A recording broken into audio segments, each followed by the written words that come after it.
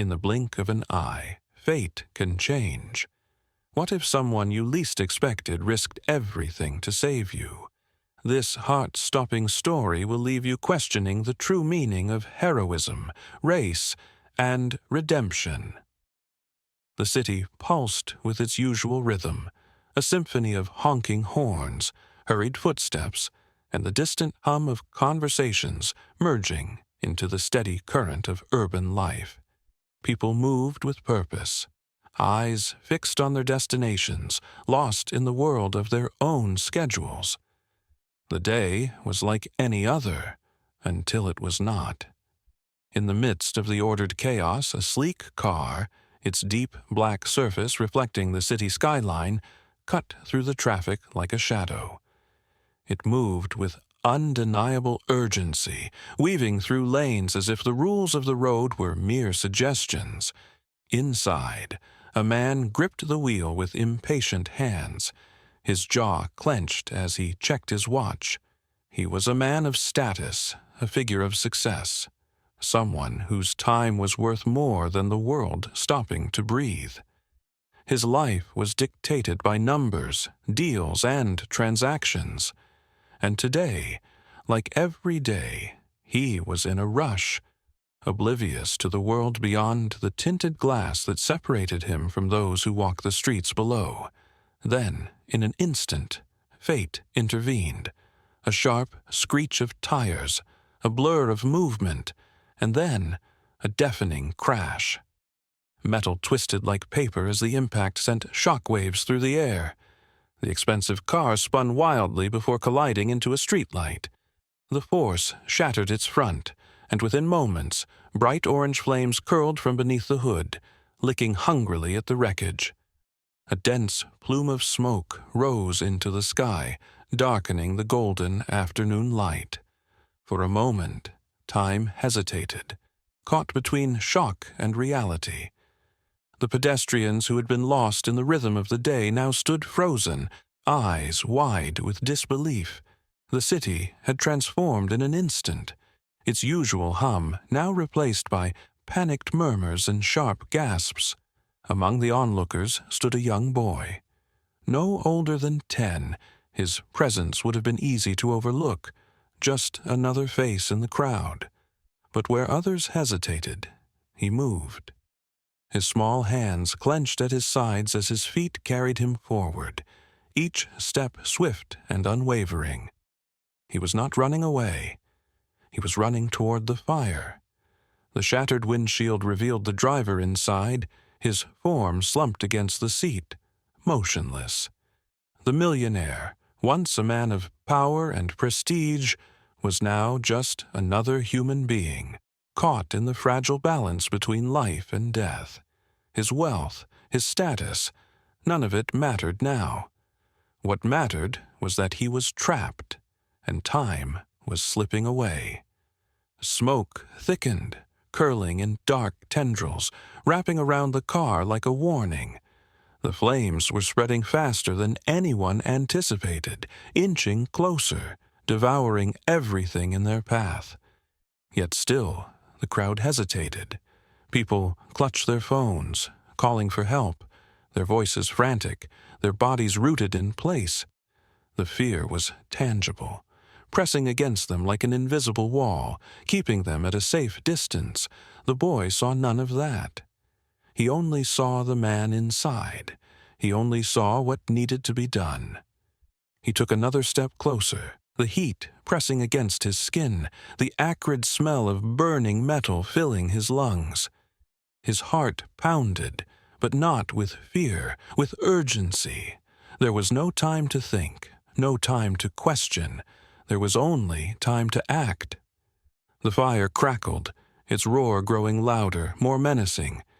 The unconscious man inside remained still, unaware of how quickly the flames were reaching for him. The boy's eyes darted around, searching for an opening, a way in before it was too late. And still, the crowd watched. The weight of the moment hung in the air. Would anyone else move? Would anyone else step forward?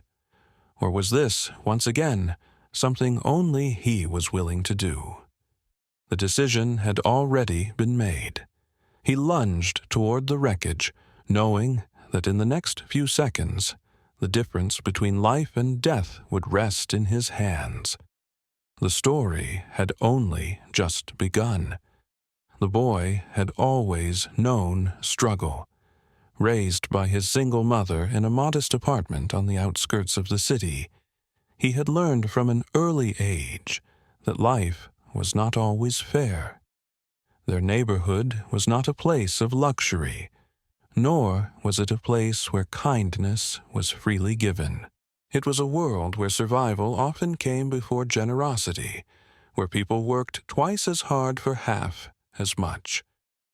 Yet, in the midst of this reality, his mother had instilled in him something greater than wealth: compassion.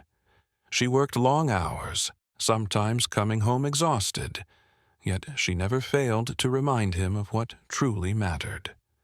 No matter what the world tells you, always choose kindness, she would say. No one is beneath you, and no one is above you.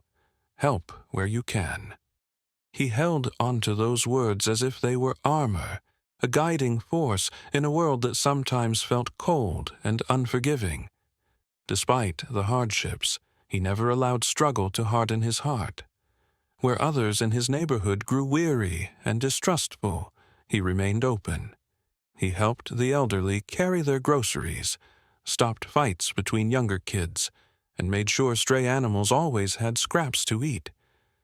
Even in the face of danger, he never turned away. He had seen the world's cruelty, yet he chose to be different. When others hesitated, he acted, not for reward, not for recognition, but because he believed it was the right thing to do. He had been taught to see people for who they were, not for their wealth, not for their skin color, not for the titles they held. It was a lesson he carried with him every day, a belief so ingrained that it guided him without thought. And now, as he stood before the burning car, watching the unconscious man inside, that belief did not waver. The man's life was at risk, and that was all that mattered. What the boy did not know, what he could not have known, was the kind of man he was about to save.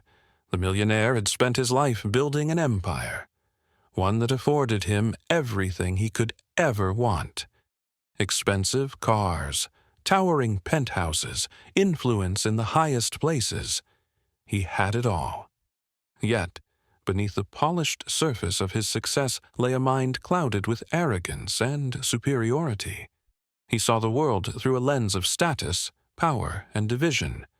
To him, people like the boy were insignificant, faceless, beneath him. He had never cared to hide his views. In boardrooms, he made decisions that kept the privileged comfortable while ignoring the needs of those below.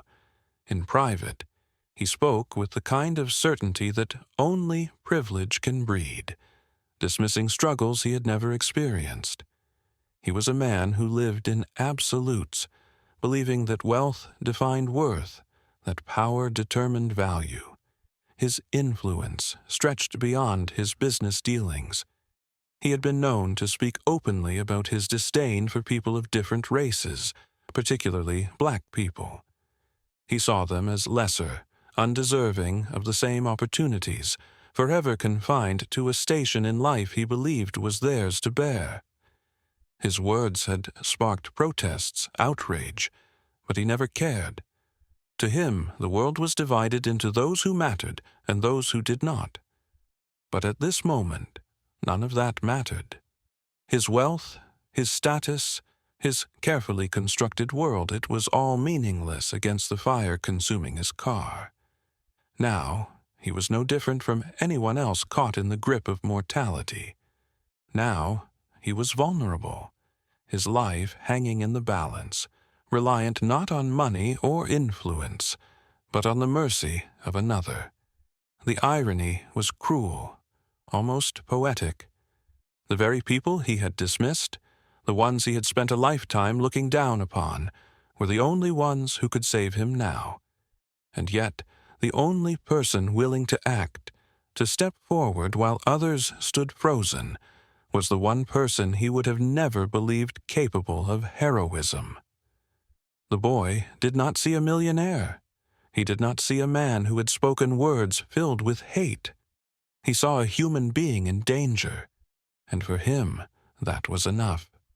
He took another step closer to the burning wreckage, feeling the heat press against his skin.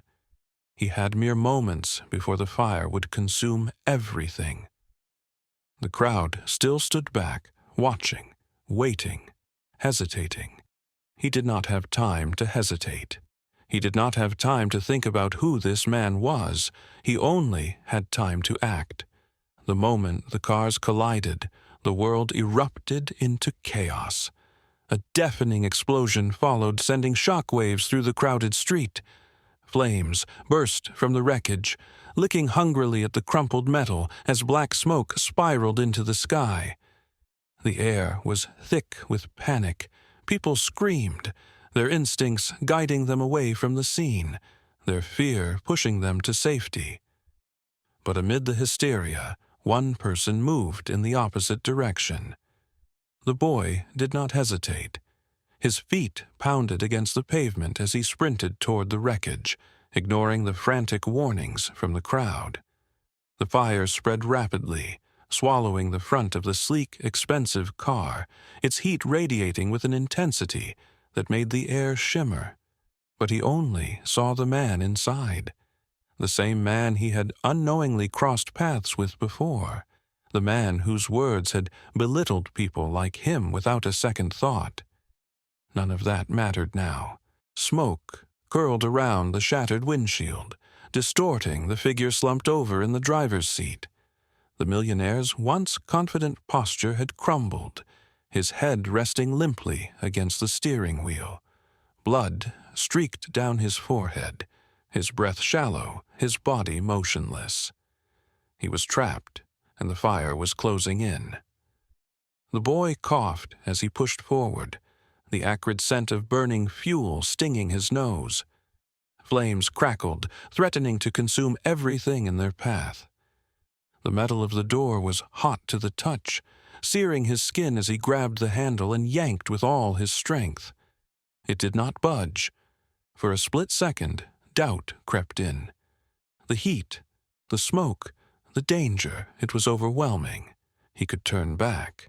He could let someone else try.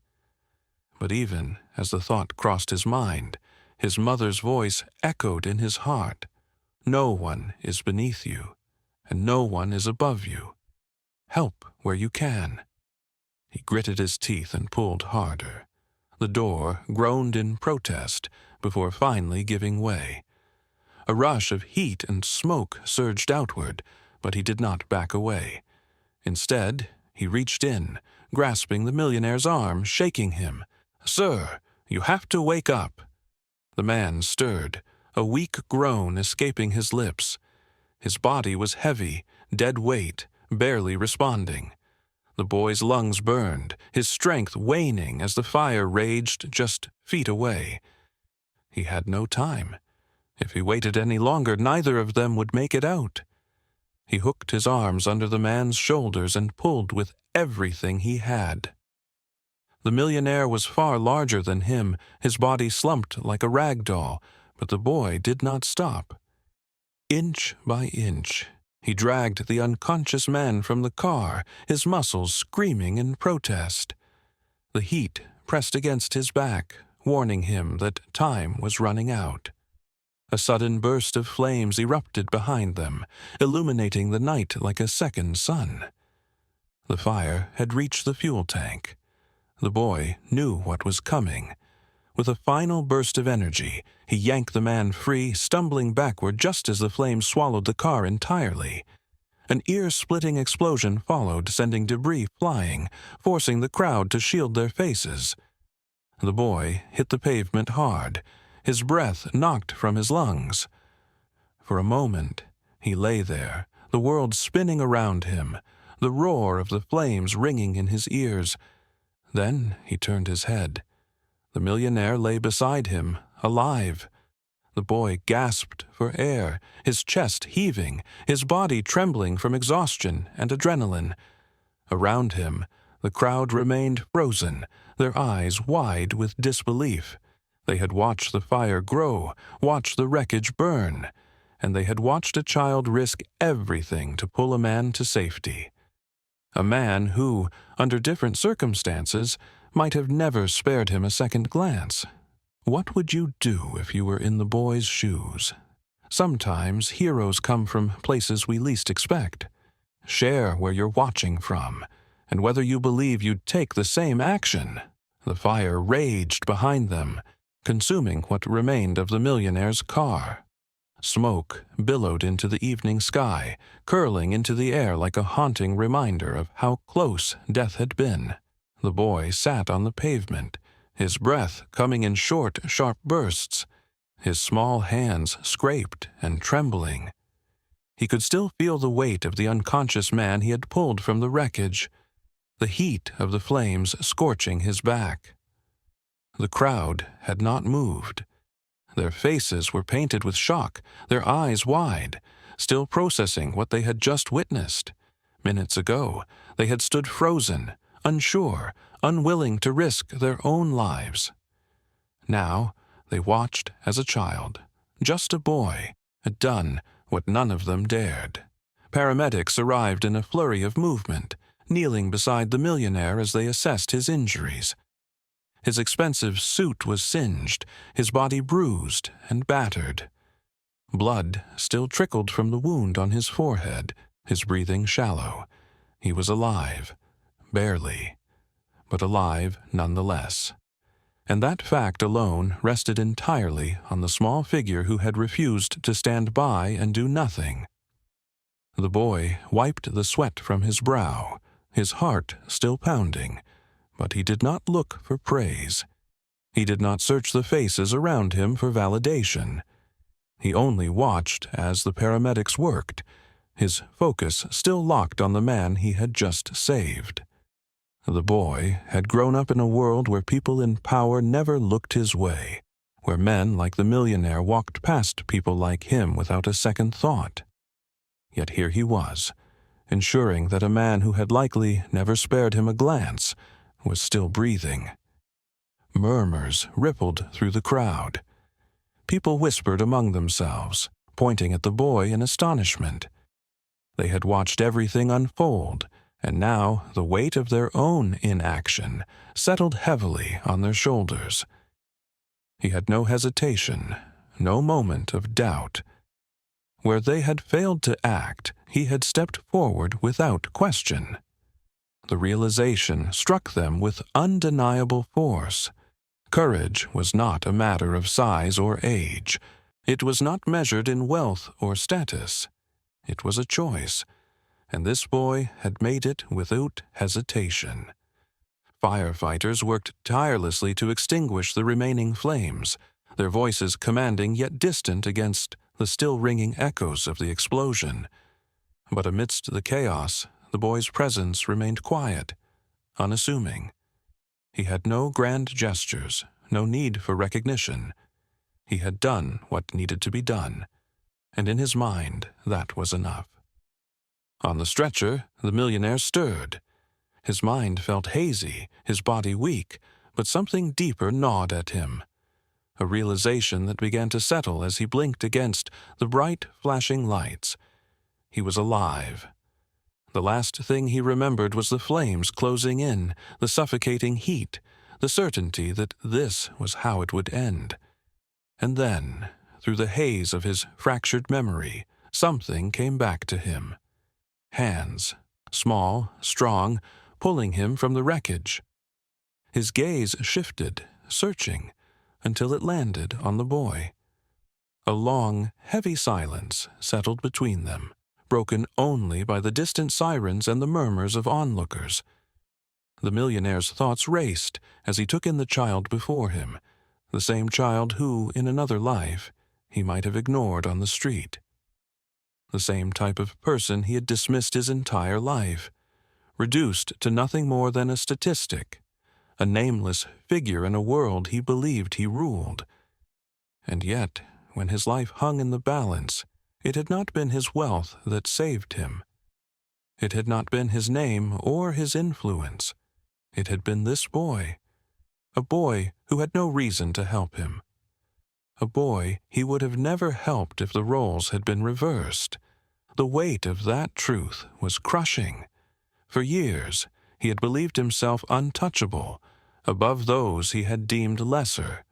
But at his weakest, at his most helpless, it was someone from that very world who had risked everything for him. And suddenly, the walls of his carefully constructed beliefs began to crack. His throat was dry, his voice weak, but when he spoke, it was not in the same commanding tone the world had come to know. "You saved me," he whispered, disbelief laced in every syllable. The boy did not reply immediately. He simply met the man's gaze with a quiet steadiness, as if waiting for him to truly understand. And in that moment, something shifted. The man had always believed that strength belonged to the powerful, that status determined worth. But now, staring at the child who had proven him wrong, he realized how little he truly knew. He had survived the fire, but something inside him had begun to burn. The millionaire had spent his life believing that power was everything, that influence, wealth, and status defined who mattered and who did not. But as he sat in his hospital bed, staring at the small television broadcasting a news report about the fire, none of those things seemed important anymore. The story had spread quickly. A 10-year-old boy had run into danger when no one else had. A child had risked his life for a man who had never spared a thought for people like him. The millionaire could not escape the truth. He owed his life to someone he had spent years looking down upon. For days, he wrestled with the weight of that reality. His thoughts returned again and again to the moment he had locked eyes with the boy after regaining consciousness. There had been no expectation in the child's gaze, no demand for thanks or recognition. There had only been quiet resolve, as if saving him had been nothing more than what was expected of a decent human being. The realization stung. Had their places been reversed, would he have done the same? He already knew the answer. When he was well enough, the first thing he did was ask for the boy's family. His assistant, stunned by his request, made the arrangements. Soon, he found himself standing at the door of a small apartment on the other side of the city, a place he would have never set foot in before. The woman who answered the door met his gaze with quiet strength. She did not flinch at the sight of the wealthy man in her doorway. She had seen enough of the world to know that money did not make a person worthy of respect. "I wanted to thank you," he said after a long pause. His voice was different now, less assured, less commanding. "Your son saved my life.